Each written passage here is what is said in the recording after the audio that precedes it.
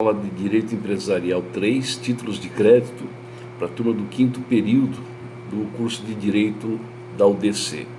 Nós falamos por último em sala de aula ainda a respeito dos títulos de crédito em espécie. Nós estamos falando sobre a letra de câmbio, apresentamos a letra de câmbio, o seu conceito, os seus requisitos formais, a sua aplicação jurídica e econômica no universo da teoria geral dos títulos de crédito.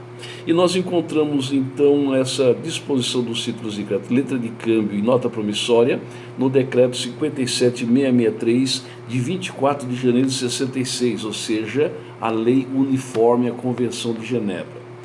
Vamos tomar por pano de fundo para compreendermos bem esses títulos em espécie, a letra de câmbio e a nota promissória, um contrato que duas partes vão celebrar, um contrato de compra e venda de um imóvel, vamos assim supor, em que o comprador do imóvel se propõe a pagar em parcelas o preço ajustado pela venda do imóvel. Pois bem, se quiserem então essas partes contratantes mobilizar esse valor correspondente às prestações do imóvel e colocar esse direito que está no contrato em circulação, isso é possível por meio da criação de um título de crédito.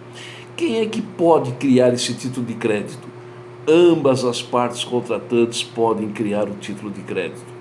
Tanto o vendedor, que é o credor dessas parcelas, pode criar o título de crédito, e nesse caso nós temos a letra de câmbio.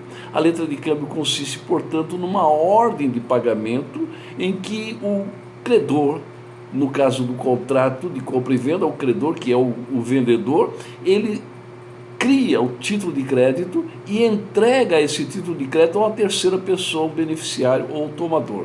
Dizemos então que esse título é criado por meio do saque, o que faz do seu credor, do seu emitente, um sacador. O sacado é a pessoa que no contrato tem que pagar o valor correspondente às parcelas convencionadas pelo pagamento do preço ajustado. Então nós temos nesse caso o contrato de compra e venda como um negócio jurídico subjacente, um negócio jurídico que dá origem ao título de crédito. Mas a letra de câmbio, embora ela tenha origem nesse contrato, ela não se prende a esse contrato. Então nós dizemos que a letra de câmbio é um título abstrato, porque ela não se prende ao negócio jurídico subjacente. Assim, a letra de câmbio é um título de crédito que contém uma ordem de pagamento. Entre os requisitos formais que nós observamos na lei uniforme, decreto 57.663 de janeiro de 1966, nós podemos observar então que na letra de câmbio contém um mandato puro e simples de pagar uma quantia determinada. Essa é a fórmula da letra de câmbio, como nós vimos em aula. Um outro aspecto muito interessante que nós vimos também a respeito da letra de câmbio, uma característica muito peculiar, é que ela é um título de crédito, a letra de câmbio, é um título de crédito essencialmente à ordem. O que isso significa dizer? Nos termos do artigo 11 da lei uniforme, esse título de crédito, a letra de câmbio, ela circula mediante endosso, ainda que não envolva expressamente a cláusula à ordem, ou não tenha absolutamente nada escrito, a não ser que se insira no título a cláusula não à ordem. Nesse caso, o título só poderá circular mediante cessão ordinária de crédito. A distinção entre circular mediante cessão ordinária de crédito ou mediante endosso é a possibilidade que tem o devedor de opor ao credor ou ao tomador, ou a quem apresenta o título de crédito, uma exceção pessoal que ele tem em relação aos primitivos credores. Pois bem, então nós examinamos todas essas características em relação à letra de câmbio. Em seguida, nós passamos agora no artigo 75 da Lei Uniforme, decreto 57.663 de 66, estudando a nota promissória. O artigo 75 me apresenta, então, os requisitos formais da nota promissória. Vejamos o que diz, então, o artigo 75, no seu inciso 1. Ele diz assim: A nota promissória contém a denominação nota promissória inserta no próprio texto do título e expressa na língua empregada para a redação desse título. A expressão nota promissória, portanto, é um requisito formal inafastável da letra do título de crédito, nota promissória. O segundo requisito formal, inciso 2, ou item 2 do artigo 75 da Lei Uniforme, diz o seguinte: a nota promissória contém uma promessa pura e simples de pagar uma quantia determinada. E aqui nós começamos a observar a diferença entre a letra de câmbio e a nota promissória. Enquanto na letra de câmbio nós temos uma ordem de pagar, na nota promissória nós temos uma promessa de pagamento. Se a letra de câmbio foi criada pelo credor, é natural que o credor ele dê a ordem ao devedor para que o devedor pague uma quantia determinada em favor de quem ele determinar, em favor de quem ele indicar.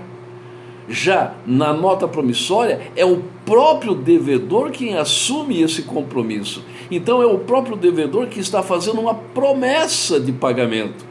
Se nós estivermos diante de um título de crédito, uma letra de câmbio, uma nota promissória, e vamos preencher esse título com os requisitos formais, na letra de câmbio nós diríamos: pague-se por essa letra de câmbio a quantia determinada de tanto. Na nota promissória está o devedor dizendo: pagarei por essa nota promissória a quantia determinada. Então percebam que na letra de câmbio eu tenho o verbo pague, e na nota promissória eu tenho o verbo pagarei. De um lado eu estou impondo uma obrigação a alguém, de outro eu estou assumindo essa obrigação. Mas, diz ainda o artigo 75, item 3 da Lei Uniforme, a respeito dos requisitos formais da duplicata, a época do pagamento. E a época do pagamento, nós vimos bem, está lá inserida no artigo 33 da Lei Uniforme e diz assim: do vencimento, uma letra pode ser sacada à vista, ou seja, mediante a apresentação do título, ou a um certo termo de vista, que seja, um certo termo de vista significa dizer um período de tempo contado da data do aceite. 30, 60, 90 dias contados da data em que o sacado aceita e reconhece a obrigação. Ou então há um certo termo de data, ou seja, eu tenho também um período de tempo, um prazo, contado da data da emissão ou criação do título. 30, 60, 90 dias da data em que o título foi emitido.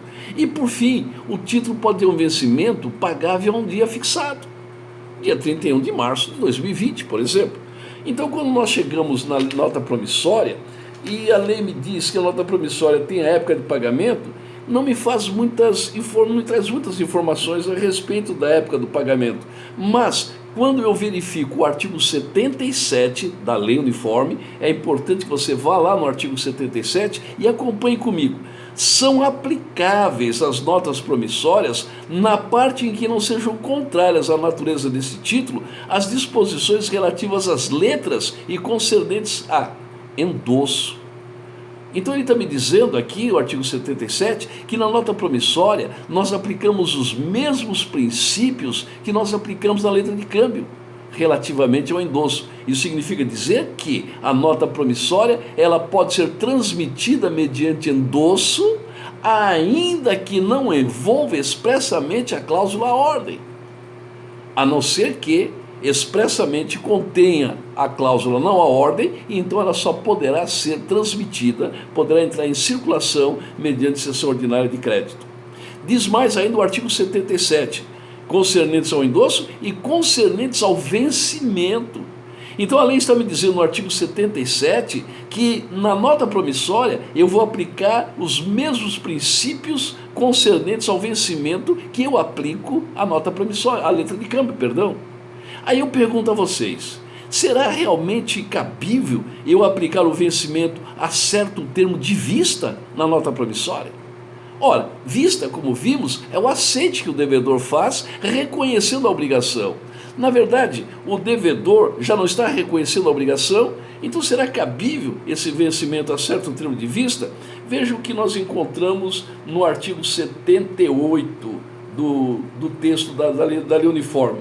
O subscritor de uma nota promissória é responsável da mesma forma que o aceitante de uma letra.